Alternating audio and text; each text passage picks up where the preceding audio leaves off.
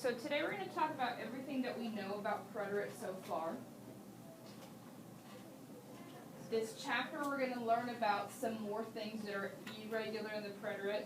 If you look on my website, I was going to do the imperfect tense now, but since spring break is coming up, we're going to go ahead and do the preterite, everything that's weird about the preterite, combined with everything that we already know about preterite. Get all that out of the way so that when we come back, imperfect will be our easiest chapter for when we come back from break and we're kind of getting back in the swing of things for the end of the semester. So today, everything we're going to talk about, everything except for the last part, should not sound new to you. This should be nothing that you're learning for the first time, all just quick review. Okay, so I try to fit everything we knew about preterite so far in one place. So our AR preterite endings for regular verbs are este, o, amos, aron. Always, always, always for regular verbs, you're going to have an accent on the yo form and the el usted form. So make sure it's always clearly there. I do want you to jot down vosotros, even though I don't make you responsible for it. Still want you to jot it down. It exists. It's there. You just don't have to know it. Normally when we are including your endings, or putting your endings down, we don't have to include your subject pronouns, but at this point we should know what your subject pronouns that go with it. The AMOS for the nosotros form is the same for both present and preterite tenses. So you would know the difference by context clues. It would either be something that has already happened, and we're going to look at some of those key words to let you know that things have already happened, or it can be present tense happening now. And your ER-IR endings, we have iste yo, imos quiero. Again, always, always, always have an accent on the yo form and the el usted form. And make sure your accent for the singular form on the bottom is on the O, not on the I. And then for this accent, it's not a dot and then an accent. The accent takes place of the dot on top of the I. Now, in present tense, we have EMOS and IMOS for the nosotros form. In preterite, we only have IMOS. EMOS does not exist. It's not there. Then, what do we know about cargas adverbs?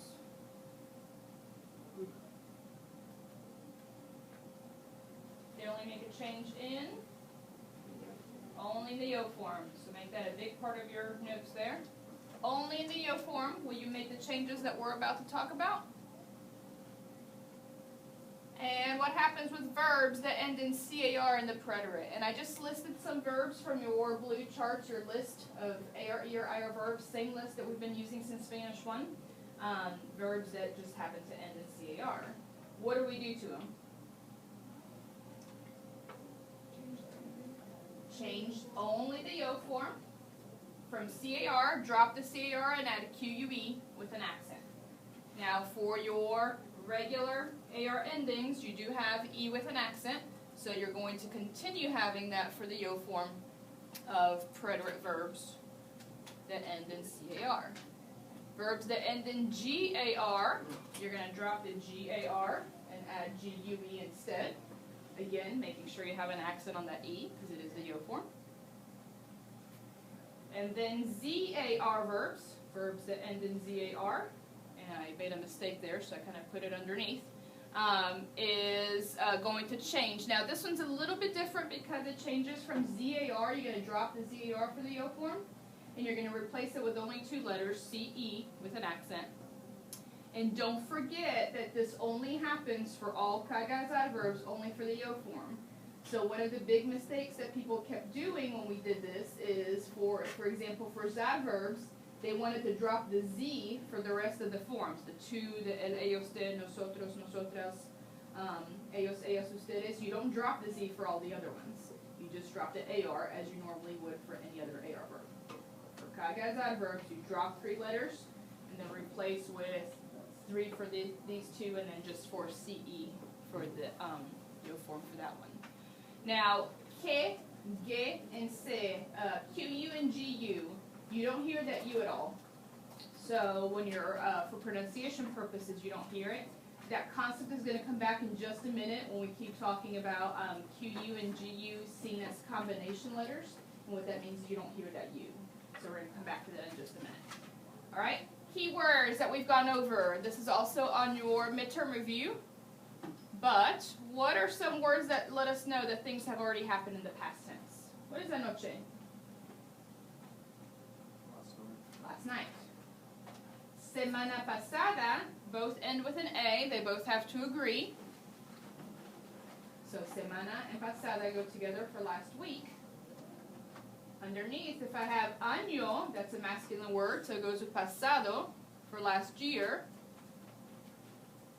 If we go back over to the left, under anoche, we have ayer. Ayer is yesterday.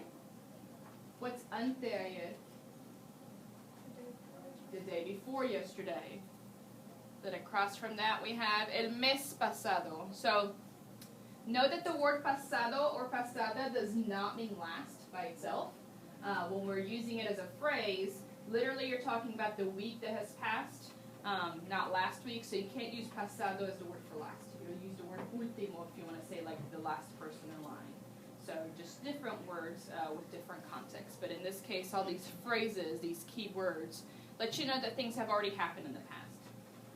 Somebody earlier wanted to put 2 days ago, basically, instead of the day before yesterday, and that's fine. But anteayer makes sense because the word antes means before, and ayer means yesterday, so the day before yesterday makes sense there. And then I have esta. You could technically have este with anything that's masculine, or está with an A for anything that is feminine. There are a couple of things that technically esta mañana could be this morning, as in this morning we are sitting in class listening, that's present tense. Or this morning I'm going to go have lunch after this period. But it can also mean that you have already done something, like this morning I brushed, past tense, my teeth. So that would be, you would need more context to let you know if that's present or preterite. All right, this section right here, I kind of squeezed in just a couple of things. I want you to add somewhere on your notes about some of the irregular verbs that I couldn't quite fit on here. Now, part of the reason why I wanted you to do the midterm review with all those extra boxes is because if you work on just the preterite tense, the preterite side by itself, you'll see lots of different things that are irregular in the preterite. So I'm going to put this up for just a second, but for now, you can just drop down ir and sed. Ir and sed are irregular in the preterite. And if you remember, ir and sed are all the fui, fuiste, fue, fuimos, fueron conjugations. All of those.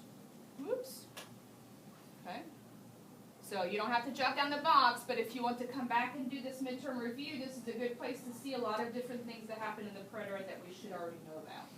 So if you want to do this review, you'll have ir, ser, dar, ver, hacer, and leer that we did that were irregular in the preterite, along with a whole bunch of other verbs that we're going to kind of refresh today. Cargar verbs, basement verbs,